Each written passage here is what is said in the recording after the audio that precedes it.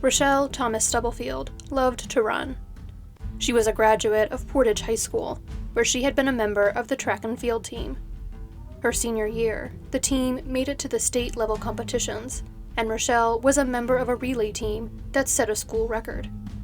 After graduating from Portage High, she went on to Calumet College of St. Joseph on a track and field scholarship. There, she was studying criminal justice, with plans to eventually become a police officer. She was also a very active member of the school's Black Student Union. Rochelle was enthusiastic and quick to volunteer to help others. She made friends very easily, in part due to her ability to make everyone around her laugh, and in part due to the loyalty and support she showed them. Rochelle's athletic career was put on hold when she became pregnant. She was due to give birth to her first child, a boy she planned to name Amir, on December 15, 2015. Her due date was just 10 days before her own 21st birthday, on Christmas Day. On November 10, 2015, Rochelle attended classes during the day as normal. Later that day, she attended a women's basketball game. The game would be the last place she was seen. Unable to get a hold of Rochelle, her family reported her missing on November 12th. Police would later learn that Rochelle had told some of her friends that she was going to visit the father of her unborn son in Gary, Indiana. It is unknown if she ever actually left town. However, the case has been assigned to the police department in Gary. There has been no activity on Rochelle's cell phone or her bank account since she went missing. Police searched several locations, collected some of Rochelle's personal items, and identified a person of interest in the case. According to police, the person of interest knew Rochelle and did not wish to cooperate with the investigation. Authorities have not publicly disclosed details about their searches or the person of interest in order to protect their investigation. They believe that foul play is involved in Rochelle's disappearance. Police provided most of this information at a press conference on December 18, 2015, 3 days after Rochelle's due date. The room it was held in was almost entirely filled with members of Rochelle's family, many of them holding up photos and flyers of Rochelle for the press to see. Despite the family's best efforts to spread awareness about the case and use the media to ask the public for help, Rochelle remains missing.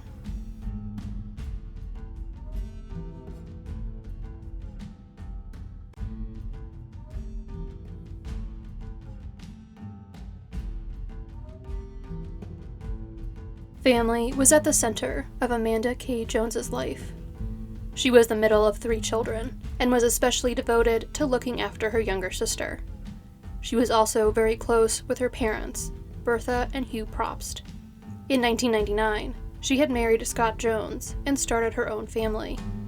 She and Scott divorced in 2002, but their marriage produced the light of Amanda's life, her daughter, Hannah.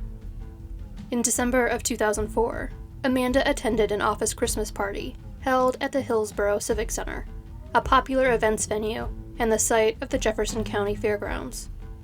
There, she met Brian Westfall, who worked at the Civic Center. Amanda went home with Brian at the end of the night. According to her family, this was out of character for her, but they attributed the decision to the fact that Amanda had recently ended a relationship. In January of 2005, Amanda learned that she was pregnant. After confirming with her doctor how far along she was, Amanda realized that the father of her child had to have been Brian Westfall, and not her former boyfriend. In February, Brian agreed to meet with her back at the Civic Center. Amanda took Hannah with her to meet with him. When she told him that she was pregnant with his child, Brian, who had a long-term girlfriend, denied that the baby was his. He did, however, offer to pay for Amanda to end the pregnancy, which she refused to do. Amanda and Brian had very little contact with each other in the following months. During that time, Amanda learned that she was expecting a little boy and decided to name him Hayden Lucas. She set up his nursery and prepared to raise the little boy on her own. As her due date approached, Amanda decided to reach out to Brian one more time to see if he wanted to be a part of his son's life, and if she should give Hayden Brian's last name when he was born. On Sunday, August 14, 2005, Brian called Amanda as she was about to leave for church. They arranged to meet at the Civic Center at 1 o'clock that afternoon, with plans to go to lunch together at a seafood restaurant called Off the Hook. Amanda, dressed in an all-pink outfit, then attended church services at Calvary Assembly of God in the nearby town of Festus with her parents and sister. She was very happy that morning, and the pastor even commented on the glow she had about her. She seemed to be optimistic that Brian wanting to meet with her meant that he wanted to be a part of Hayden's life. Amanda's parents agreed to watch Hannah while Amanda went to meet with Brian.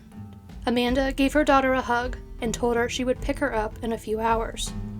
Amanda's younger sister Carrie felt uneasy about the planned meeting and wanted to drive over to the Civic Center with Amanda. Amanda told her that everything would be fine and went to meet Brian alone.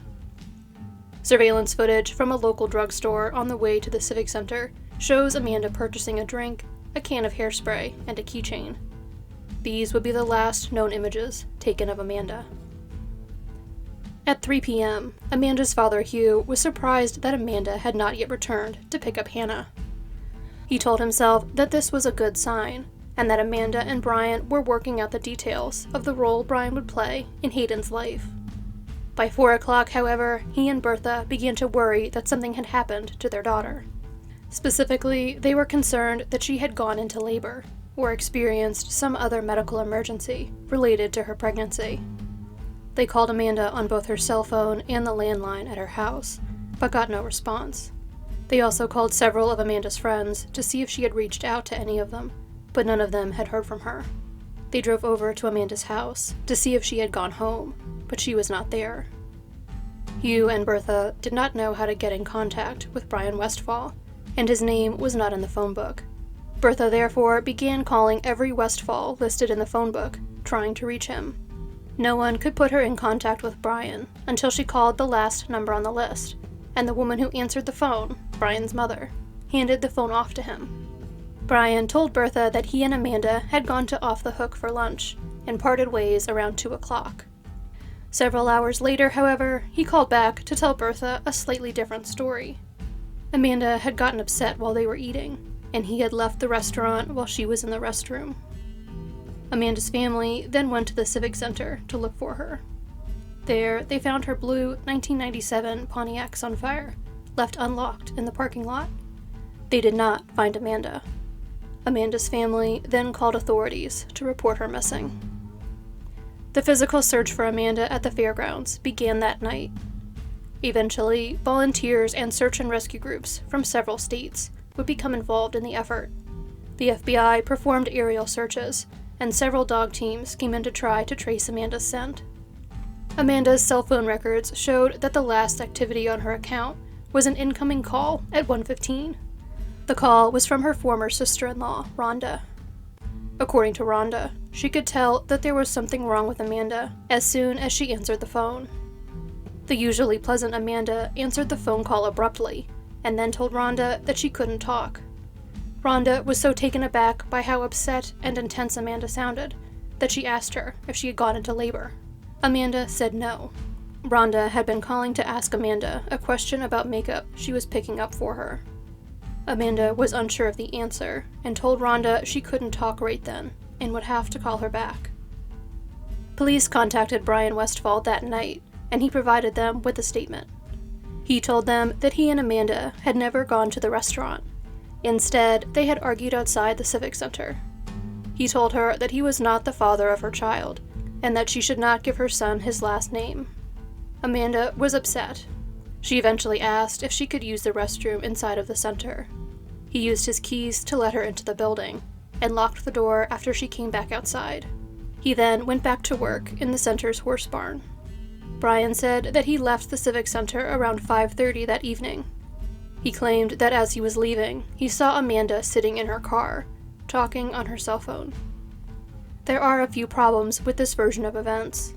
First of all, this account varies greatly from both of the accounts Brian had previously given Amanda's mother. Furthermore, cell phone records show that Amanda had neither made nor received any phone calls after the 1:15 call from her former sister-in-law.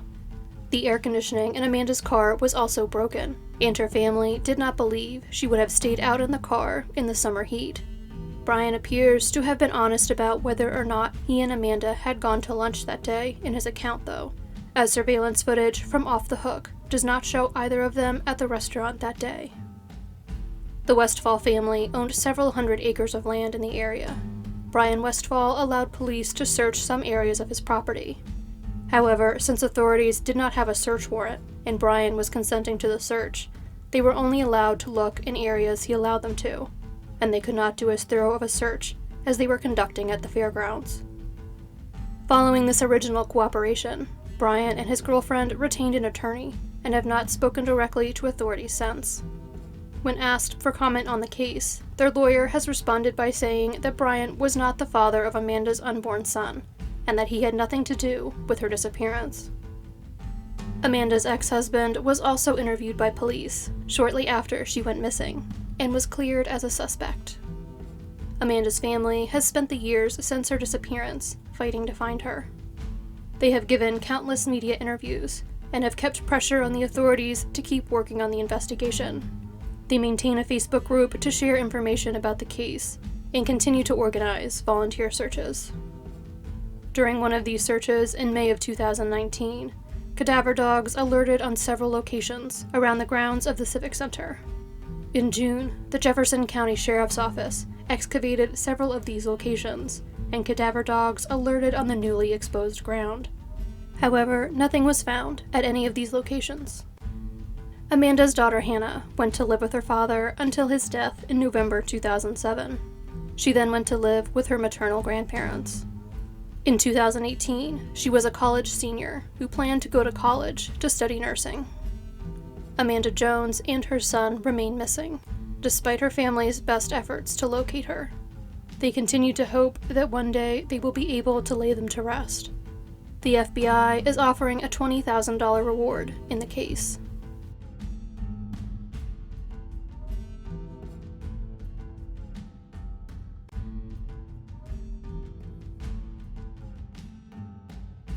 "24-year-old Bianca Green of Romulus, Michigan, had a lot on her plate in 2011.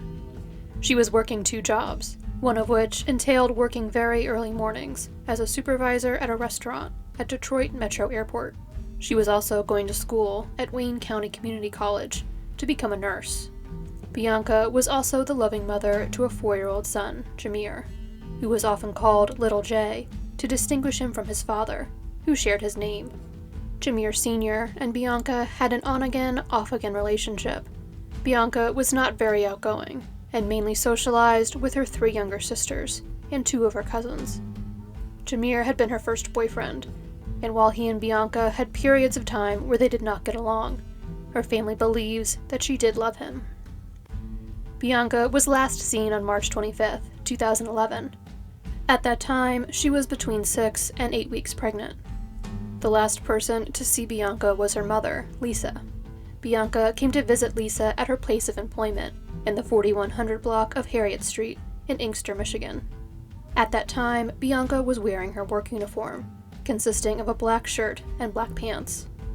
She has not been seen since.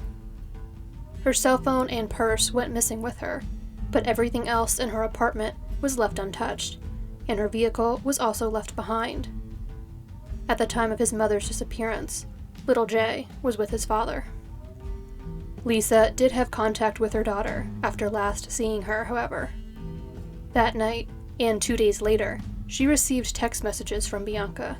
She believes that the messages were truly from her daughter. In the messages, Bianca talked about being overwhelmed by her numerous and growing responsibilities. Lisa took over the payments on Bianca's cell phone bill so that the account would stay active, but there was no activity on it after those final text messages on March 27th, and calls to the number always went straight to voicemail. The Green family does believe it is possible that Bianca may have initially left her apartment on her own accord. Since Bianca never returned, however, they fear that she met with foul play after walking out of her home. While Bianca may have briefly cracked under the pressure of the stressors she was facing, her family does not believe that she would have abandoned her young son. Crime Stoppers of Michigan is offering a reward in the case.